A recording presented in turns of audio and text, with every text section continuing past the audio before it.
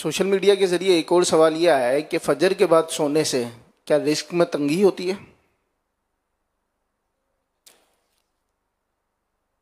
جی ہاں، اس طرح کی روایات موجود ہیں۔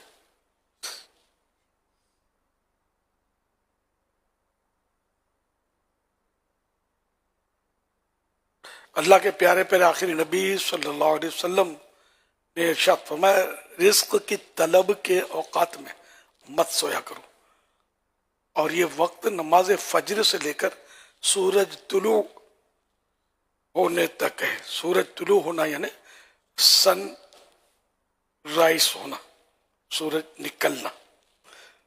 حضرت انس رضی اللہ عنہ اس حدیث کی وضاحت حضرت انس رضی اللہ عنہ سے اس حدیث کی وضاحت پوچھی گئی تو ارشاد فرمایا، اس وقت 70 مرتبہ تسبیح یعنی سبحان اللہ، 70 بار اللہ اکبر اور 70 بار استغفار پڑھا جائے۔ 70 من 70 ٹائم، 70 ٹائم سبحان اللہ، 70 ٹائم اللہ اکبر اور 70 ٹائم استغفار، مثلا استغفر اللہ پڑھ لیا جائے، کیونکہ اس وقت رزق تقسیم کیا جاتا ہے۔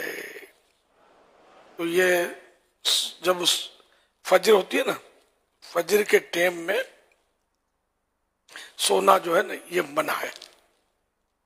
تو نماز فجر سے لے کر یعنی جو نماز فجر کا وقت شروع ہوتا ہے صبح صادق، صبح صادق سے لے کر طلوع آفتاب یعنی سورج کی پہلی کرن چمکنے تک، ان اوقات میں سونا جو ہے یہ مناسب نہیں ہے، کیونکہ اس وقت رزق تقسیم ہوتا ہے، اور اگر کوئی سو گیا تو گناہ گار بھی نہیں ہے، گناہ نہیں ہے، ناجائز نہیں ہے، لیکن مناسب یہی ہے کہ ان اوقات میں نہ سوئے۔ اور اسی طرح یہ رزق تقسیم ہونے کا ٹائم ہے، اور شام جو ہے، شام کے وقت اعمال جو ہیں، اعمال اٹھائے جاتے ہیں اللہ کی بارگاہ میں۔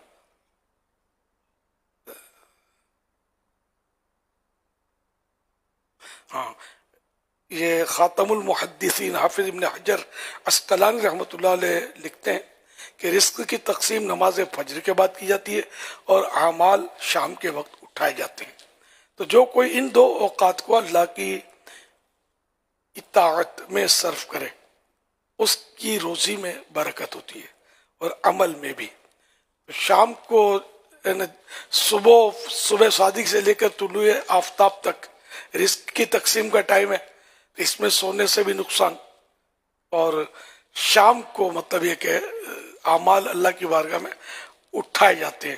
تو یوں اس وقت بھی اللہ پاک کی طاعت کرے، بندگی کرے، تو یوں انشاءاللہ اس میں عمل میں برکت ہوگی۔ صبح نہیں سوئے گا تو روزی میں برکت ہوگی۔ صلو علی الحبیب صلی اللہ علی محمد۔ امیر علیہ سرکار نامدار صلی اللہ علیہ وسلم کی ایک دعا ترمذی نے نقل کی ہے، اے اللہ میری امت کے لیے صبح کے اوقات میں برکت عطا فرما۔ مفسر شہیر حکیم الامت مفتی احمد یار خان رحمۃ اللہ علیہ اس حدیث پاک کی شرح کرتے ہوئے فرماتے ہیں، یعنی یا اللہ میری امت کے تمام ان دینی اور دنیاوی کاموں میں برکت دے جو وہ صبح سویرے کیا کرے، جیسے سفر، طلب علم، تجارت وغیرہ۔ صلو علی الحبیب صلی اللہ علی محمد۔